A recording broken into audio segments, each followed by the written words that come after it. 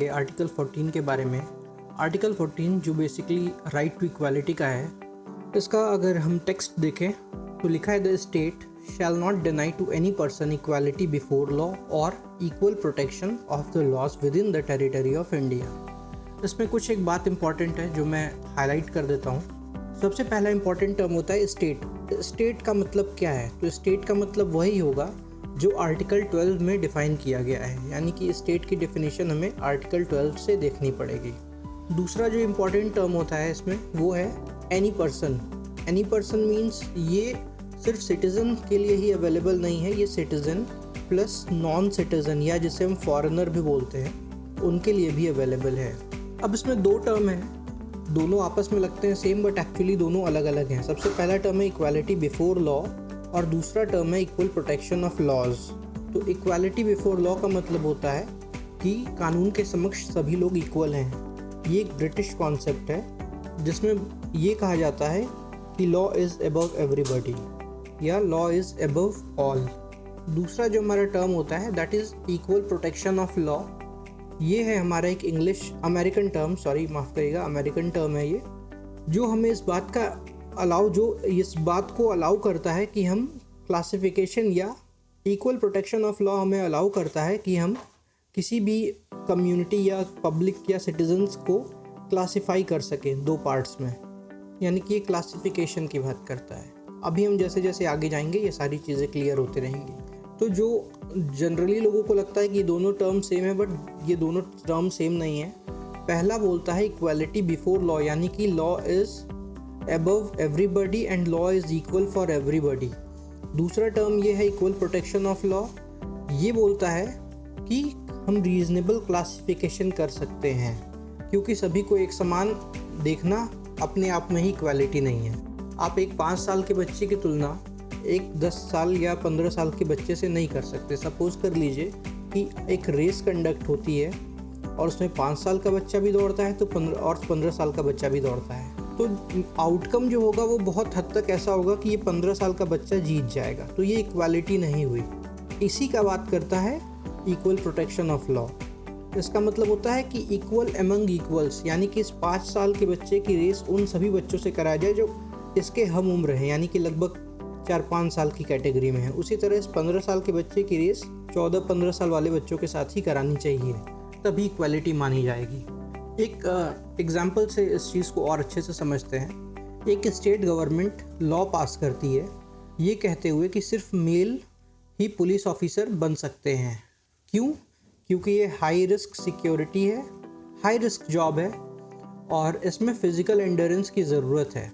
अब आप जैसा यहाँ देख सकते हैं कि यहाँ पे एक रीजनेबल क्लासिफिकेशन किया गया है on the basis of gender, यानी कि ये जो लॉ है ये स्ट्रिक्टली बोल रहा है कि वुमेन इस काम को नहीं कर सकती हैं। क्यों? रीज़न दिया गया है फिज़िकल एंड्योरेंस का रीज़न बताया गया है। अब हमारे सामने क्वेश्चन ये है कि क्या ये वायलेशन है आर्टिकल 14 का? तो इसका आंसर है नो, ये वायलेशन नहीं है। क्यों? क्योंकि जनरली आमतौर पे माना जाता है कि जहाँ फिज़िकल एंड्योरेंस की बात आती है वहाँ मेल सुपीरियर होते हैं और कुछ ऐसी रिक्वायरमेंट्स होती हैं जो काम सिर्फ आदमी ही कर सकते हैं। तो इस तरह की जो क्लासिफिकेशन है उसको हम लोग रीजनेबल क्लासिफिकेशन बोलते हैं, यानी कि वहाँ हम क्लासिफाई कर सकते हैं, रीजनेबल क्लासिफिकेशन।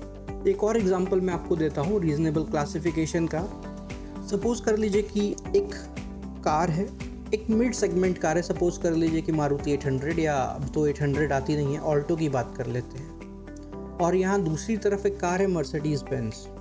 ऑल्टो पे टैक्स लगता है, मुझे नहीं पता है, मैं एक एग्जांपल मान रहा हूँ कि ऑल्टो पे अगर 10% टैक्स लगता है तो मर्सिडीज़ पे कितना टैक्स लगना चाहिए।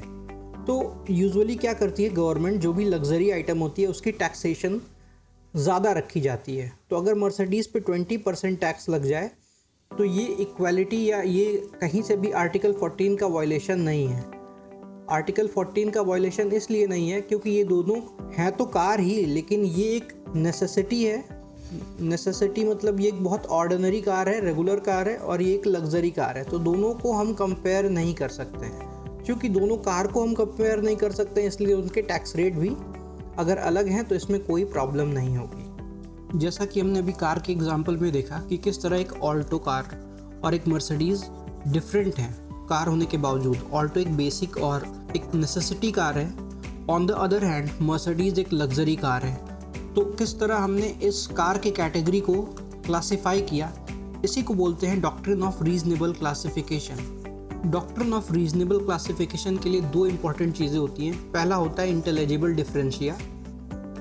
सपोज कर लीजिए कि आपके पास कोई एक क्लास है, आप उसे दो हिस्से में डिवाइड कर रहे हैं, तो आपका जो डिफ्रेंसिएशन होना चाहिए वो बिल्कुल क्लियर होना चाहिए, कोई एम्बिग्विटी नहीं होनी चाहिए। और दूसरा जो इस डॉक्ट्रिन का इम्पॉर्टेंट एस्पेक्ट होता है वो होता है कि इसका जो पर्पस है या जो एम है इस लॉ का, इस डिवीजन का, वो रैशनल होना चाहिए, वो लॉ के साथ अलाइन होना चाहिए। इसको बोलते हैं रैशनल नेक्सस।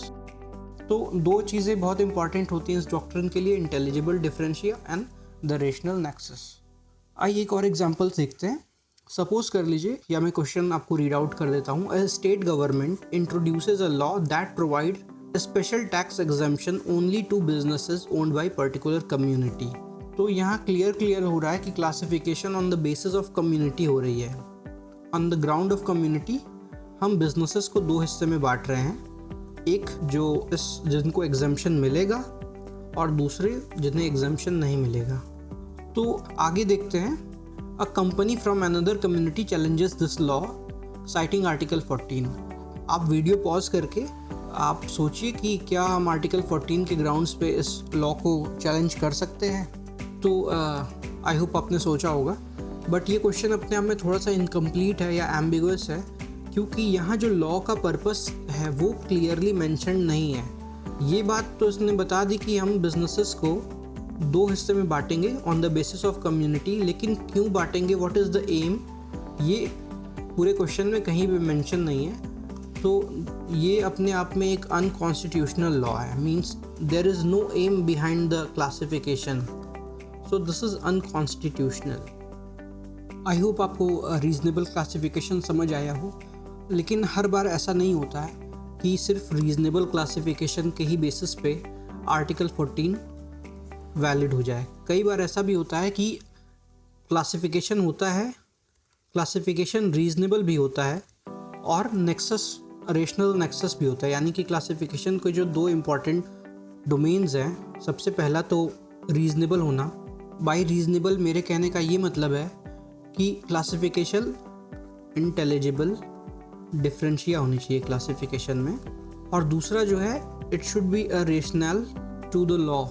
लेकिन ज़रूरी नहीं कि हर बार जब भी ये कंडीशन हो तो आर्टिकल 14 को हम साइड कर दें और इसको कॉन्स्टिट्यूशनल मान लें। एक एग्जांपल देखते हैं इसमें। एक केस है, केस का नाम है Balaji versus state of Mysore 1963। Case के फैक्ट ऐसे हैं कि स्टेट गवर्नमेंट या स्टेट लेजिस्लेचर ने एक लॉ बना के 68% सीट्स को रिजर्व कर दिया था बैकवर्ड क्लासेस के लिए एजुकेशनल इंस्टीट्यूट्स में। तो ये जब मुद्दा सुप्रीम कोर्ट में गया तो सुप्रीम कोर्ट ने इसको स्ट्रक डाउन कर दिया, क्योंकि ये बहुत ज़्यादा और अनरीजनेबल है और ये वायलेट करता है आर्टिकल 14 को। रिजर्वेशन देना अपने आप में गलत नहीं है, बैकवर्ड क्लास को देना भी गलत बात नहीं है। तो क्लासिफिकेशन तो ठीक था, classification was okay, the aim was okay, rational nexus भी है, लेकिन इसका ये कतई मतलब नहीं कि आप कुछ भी लॉ बना के पास कर देंगे। So it's excessive and unreasonable. 68% अगर आप सिर्फ बैकवर्ड क्लास के लिए रखेंगे तो फिर जो नॉन बैकवर्ड है वो कहाँ जाएंगे। और इसी तरह एक और केस है जिसमें Indira Swani versus union of India case है। इंदिरा स्वानी, आई गेस नाम आप स्पेलिंग एक बार चेक कर लेना, क्योंकि वो भी रिजर्वेशन से ही रिलेट करता है तो मैंने सोचा बता दूं। तो सुप्रीम कोर्ट ने इस केस में एक रूल दे दिया है कि 50% से ज़्यादा रिजर्वेशन नहीं हो सकता है। तो अगेन अगर आप देखें तो उस केस में ये 68% रिजर्व कर रहे थे सीट्स को, वाइल इस जजमेंट में ये कहा गया है कि 50% से ज़्यादा रिजर्वेशन एक्सेसिव माना जाएगा और रेशनल चाहे कोई भी हो ये अनकॉन्स्टिट्यूशनल होगा। आई होप आपको आर्टिकल 14 समझ में आएगा। Thank you so much.